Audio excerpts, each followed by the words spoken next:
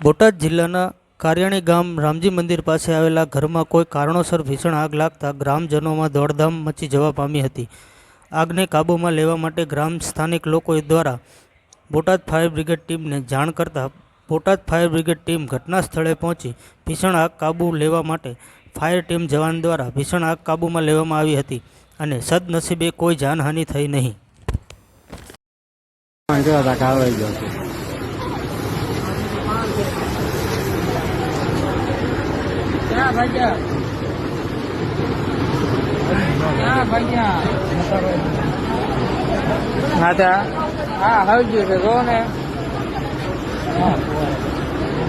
कौन ini काय खबर ya તમારે આવો